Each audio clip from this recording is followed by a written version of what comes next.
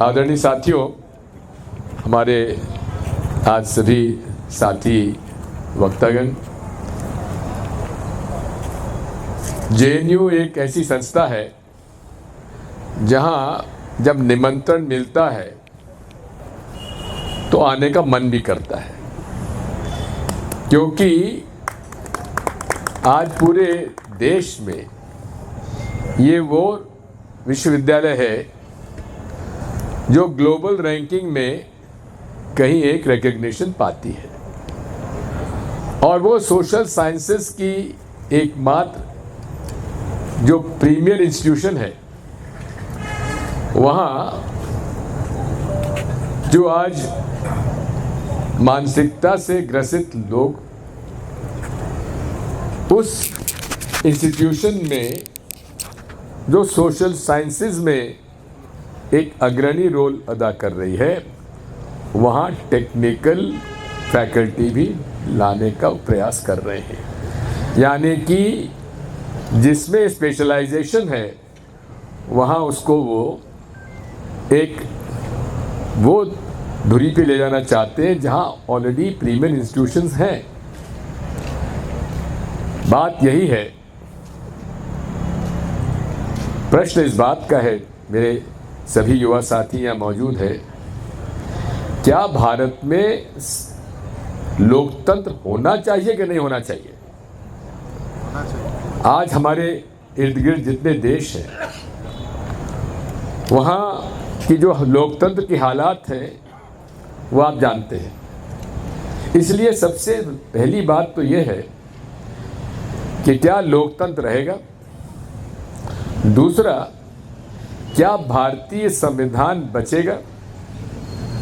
तीसरा, क्या सरकारी कर्मचारी, अधिकारी, मंत्री, मुख्यमंत्री, प्रधानमंत्री जो संविधान के शपथ लेकर पद ग्रहण करते हैं, क्या वे संविधान के अनुरूप बनाए कानून का पालन कर रहे हैं? ये सारे प्रश्न आप लोगों के सामने और होना चाहिए, क्योंकि मैं देख रहा हूं कि इसका रोज उल्लंघन हो रहा है, और उल्लंघन भी ऊपर से लेकर एक थानेदार तक कर रहा है। आज किसी थानेदार से हम पूछते हैं कि भाई तुमने ये गैरकानूनी काम क्यों किया? अरे सब क्या करें, ऊपर का आदेश है। अरे भाई ऊपर से आदेश कहां से है? बात यही है कि आज मेरे युवा साथियों को इस बात के लिए समझना होगा और सोचना पड़ेगा, क्योंकि आप वो लोग हैं जो जेएनयू में वो बच्चे आते हैं जो कि हमारे cream of the student society है, और उसमें आप लोगों में से सभी को इस बारे में सोचना ही चाहिए कि क्या वो मानसिकता, जिस मानसिकता ने कभी भी भारतीय संविधान को नहीं स्वीकारा, जो कि आज भी जहां हम आर्टिफिशियल इंटेलिजेंस के युग में जा रहे हैं, आज वो हमें वो बात करते हैं कि एक ज़माने में शायद गणेश जी का हाथी का सिर काट के गणेश जी के सर पर लगाने का उस समय भी कोई ना कोई टेक्नोलॉजी रही होगी। आज उस मानसिकता के लोग इस देश में राज कर रहे हैं। आज इस देश में वो लोग राज करते हैं जो अपना यूनिवर्सिटी डिग्री को भी गुप्त रखना चाहते हैं। किसी के पास सब लोगों को पता नहीं चाहिए, चलना चाहिए राइट टू एजुकेशन में कि वो उनकी जो डिग्री है वो कहाँ है। और एक ऐसा सब्जेक्ट एंटायर पॉलिटिकल साइंस, मैं समझता हूँ कि एंटायर पॉलिटिकल साइंस कहाँ है, किसने पढ़ी है, किसने पढ़ाया है, कौन सी यूनिवर्सिटी में है। मैं तो ये वो सारे लोग जो यहाँ पे पद संचालन कर रहे थे, उस पद संचालन करने वाले बच्चों से पूछना चाहता हूँ कि भाई हमको इतना तो बता दो कि जिनके आदेशों से, जिनके प्रेरणा से आप पथ संचालन कर रहे हो, हमें पथ संचालन से मतलब नहीं है, आपको 10 पथ संचालन करना करिए, लेकिन कम से कम लोगों को जानकारी तो होना चाहिए। आज कौन ऐसे यहाँ लोग हैं, प्रोफेसर्स हैं, टीचर्स हैं, हम लोग हैं यहाँ बैठे हुए हैं, क्या हम लोग भी अपनी कहाँ तक पढ़े लिखे हैं उसको क्या गुप्त रखना चाहते हैं? भैया मुझे तो ऐसी कोई आपत्ति नहीं है। आज राइट टू इंफॉर्मेशन कितनी बड़ा क्रांतिकारी कदम उठाया गया कि पहले तो अधिकार केवल प्रश्न पूछने का विधायक या सांसद को था, आज इस देश के हर नागरिक को प्रश्न पूछने का अधिकार है कि बड़े से बड़े दफ्तर में उसको अधिकार है कि आप हमें जानकारी दीजिए। आज इंफॉर्मेशन, हमारे राइट टू इंफॉर्मेशन कानून को ध्वस्त करने का एक सफल प्रयास किया जा रहा है और उसमें हर स्थान पर पद खाली रखकर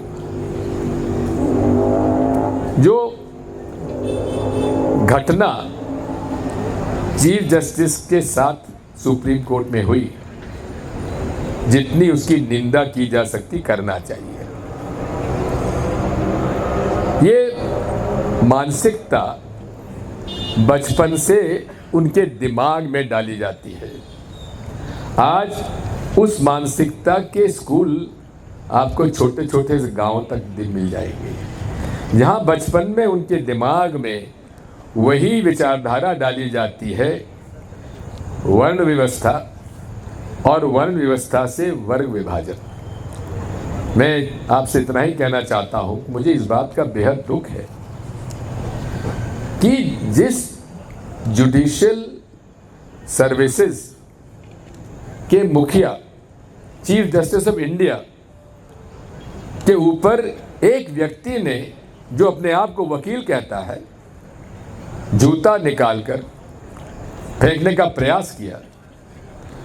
एक जज ने, इस देश के सर्विंग जज ने, एक ने भी उसकी निंदा नहीं की। ये मैं समझता हूं कि सबसे बड़ा दुखद मेरे मन में ये लगी कि भाई तुम्हारे चीफ जस्टिस ऑफ इंडिया का अपमान हो रहा है और तुम में से एक में भी साहस नहीं कि तुम इस बारे में कम से कम निंदा करो। क्या हो गया हमारे देश को? कहां ले जाना चाहते हैं आप लोग? वो कहते हैं नहीं सहेगा हिंदुस्तान सनातन का अपमान, नहीं सहेगा हिंदुस्तान। अरे भाई, ये सनातन धर्म को क्यों बदनाम कर रहे हो? सनातन वो धर्म है जिसको कि सभी धर्मों का सम्मान करता है। सनातन धर्म की वर्ण व्यवस्था को भी आप लोगों ने गलत तरीके से उसको परिभाषित किया गया है। छुआछूत की वजह से आज ऐसा वर्ग है ये, जो हजारों साल से न उसको पढ़ने का अधिकार था, न जमीन रखने का अधिकार था, न नौकरी का वेतन पाने का अधिकार था, बेगार कराई जाती थी। और बेगार भी किस तरह? बेगार से मतलब कि आप को मजदूरी करिए, कोई पेमेंट आप नहीं मांग सकते, और मांगेंगे तो आपके साथ उनके साथ जो होना है तो होता था।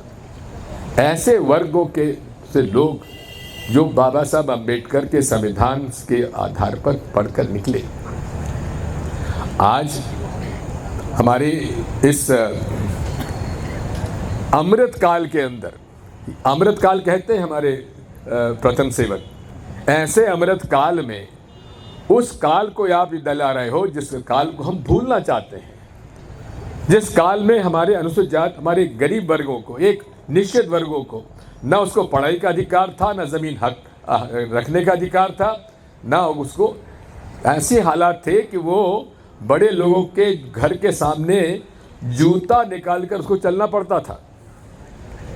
ऐसे देश के हालात को आगे लाकर आज हर वर्ग को सम्मानजनक स्थान दिलाने का जो एक बार भारतीय संविधान हमको मिला, हम उसे भूल नहीं सकते। इस देश में जो छुआछूत होती थी, इसको महात्मा गांधी जी ने एक आंदोलन के स्वरूप कांग्रेस पार्टी का एक एजेंडा बनाया। लेकिन ये भी देखिए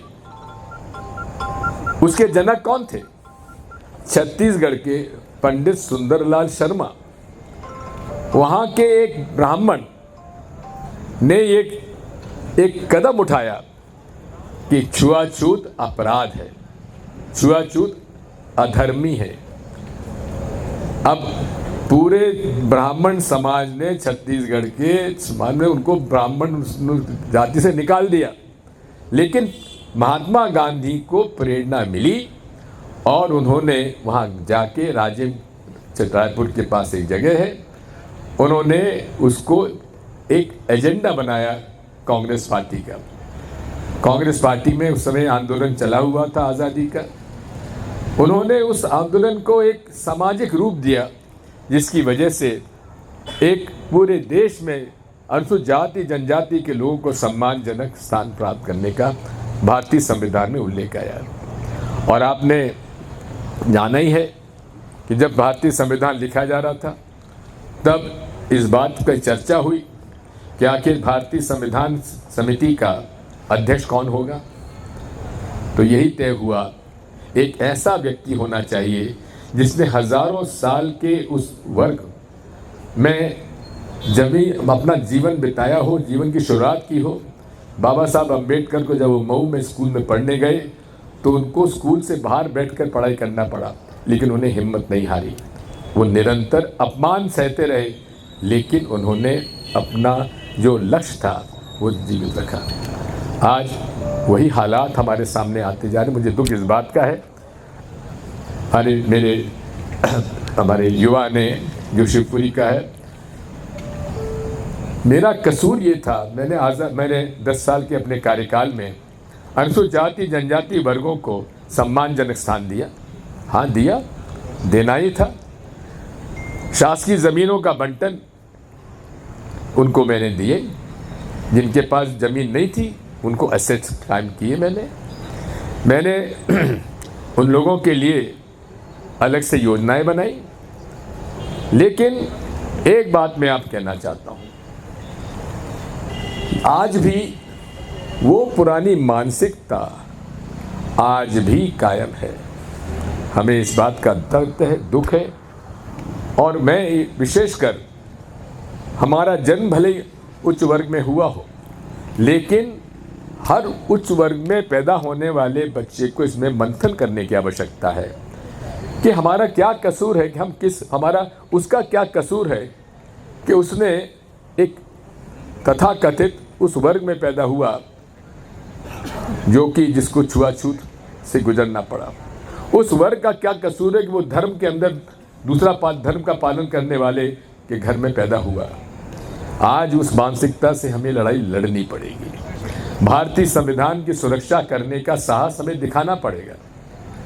अभी जिस घटना की बात की वो घटना देवास की नहीं है, दमोह के पथरिया गांव की है। और वहाँ उसका कसूर इतना था कि जो व्यक्ति अवैध शराब का धंधा कर रहा था, उसने वीडियो जो था उसमें डाल दिया। उस वजह से उस पर दबाव डाला गया और उसके पैरों को धुला के उसके चरणामृत के रूप में उसको पिलाने का ये मानसिकता अभी भी है।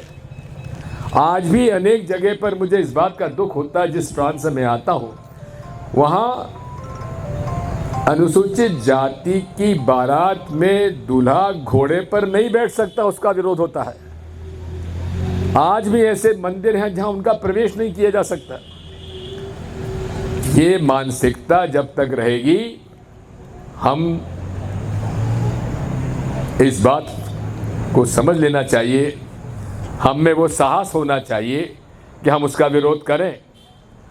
और संविधान की सुरक्षा के लिए यदि अपमानित भी होना पड़े तो अपमान सहकर भी उनका विरोध करना चाहिए। अभी कुछ दिन पहले इंदौर जैसे शहर में एक हमारे माननीय विधायक जी के सुपुत्र, उनका फरमान निकला कि आप अपने अपने दुकान से जितने एक धर्म के पालन करने वाले लोग हैं उनको निकाल दीजिए, और आपको ये टारगेट दिया जाता है कि 1 महीने के अंदर निकाल दीजिए, उनकी दुकान खाली करवा दीजिए। अब ये उनका कदम सरासर असंवैधानिक ही नहीं है, आपराधिक है कानूनन। लेकिन क्या वहाँ के जो कमिश्नर पुलिस हैं, थानेदार हैं, गृह मंत्री जी हैं, डीजीपी हैं, मुख्यमंत्री जी हैं, जिन्होंने शपथ ली है संविधान की, क्या उस शपथ का पालन कर रहे हैं? आज तक एफआईआर तक दर्ज नहीं की गई है। कभी कभी दुख इस बात का होता है कि जब कोई व्यक्ति ऐसा कदम उठाता भी है तो कभी कभी हम में से ही लोग जो हैं कहते हैं भाई क्यों नाराज करते हो, इससे फला वर्ग नाराज हो जाएगा। हमें उसकी परवाह नहीं है। हम लोग संविधान के संरक्षक हैं। संविधान की शपथ लेकर हम अपने राजनीतिक जीवन में जो भी पद प्राप्त करते हैं, उस संविधान के का जो किस प्रकार से अपमानित किया जा रहा है, उस अपमानित करते हुए कदम का हमको विरोध करना चाहिए कि नहीं करना चाहिए? करना चाहिए तो दृढ़ता से करना चाहिए। ये कभी नहीं सोचना चाहिए ये कार्य करने से ये नाराज हो जाएगा। अरे जो सब सही रास्ता है उस रास्ते को अपनाने से कोई नाराज होता हो तो हो जाए। लेकिन आज उस बात का साहस बहुत कम हम देखने को मिलता है। ये देश सबका है और अनेकता में एकता ही सबसे बड़ी इस देश की शक्ति है। मैं आज इस अवसर पर उन वर्गों को, जो वर्ग आज उस वकील का समर्थन कर रहे हैं सोशल मीडिया पे, और मुझे इस बात का दुख है कि प्रधानमंत्री जी ने, प्रथम सेवक जी ने, विश्वगुरु जी ने, उन विश्वगुरु जी ने सोशल मीडिया पे तो बड़ा एक दुख जताया है। लेकिन क्या अनुसूचित जाति जनजाति कानून के अंतर्गत उस व्यक्ति पर आपराधिक प्रकरण दर्ज नहीं होना चाहिए?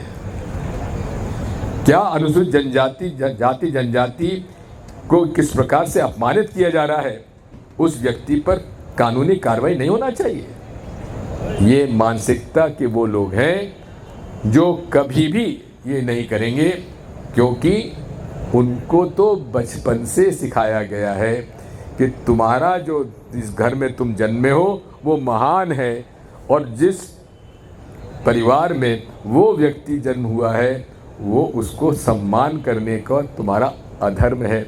इस अधर्म का पालन तुमको ना करके जो धर्म का पालन है उसका पालन करो। माफ़ करिएगा, हम लोग उस सनातन धर्म को भी अपमानित कर रहे हैं, क्योंकि सनातन धर्म कभी भी इस प्रकार का कोई इसमें है नहीं। सर्वधर्म संभाव ही इस धर्म का मूल अंश है, और हर धर्म का जो मूल मंत्र है वो इंसानियत है। चाहे इस्लाम हो, चाहे सनातन हो, चाहे ईसाई हो, चाहे जैन हो, चाहे बौद्ध हो। इसलिए साथियों, मैं आप युवा साथियों से एक ही बात कहना चाहता हूँ, अभय मुद्रा को अपनाइए, डरो मत। जो डरा वो उठ नहीं पाएगा। इसलिए जहाँ अपमानित हो रहे हैं, हमारा संविधान अपमानित हो रहा है, वो सारे लोग अपमानित हो रहे हैं जिन्होंने, उनको याद करो, जिन्होंने जेल भुगती, डंडे खाए, देश को आज़ाद कराया, संविधान दिया। उस संविधान को पालन कराने में अगर हम अक्षम साबित हो रहे हैं तो फिर आप कहीं ना कहीं आप में कहीं कमी है। इसलिए मैं आपसे अनुरोध करना चाहता हूं कि आप सब इस बारे में चिंतन करें और घोर निंदा करें उस कृत्य की जिसमें कि एक चीफ जस्टिस ऑफ इंडिया जो कि अनुसूचित जाति से हैं, उन पर इस प्रकार का व्यवहार किया। इसलिए साथियों, अंत में मैं आपसे इतना ही कहूँगा, हम लोग बापू को मानते हैं तो हमारा नारा आजकल है, जय बापू, जय भीम, जय संविधान। धन्यवाद।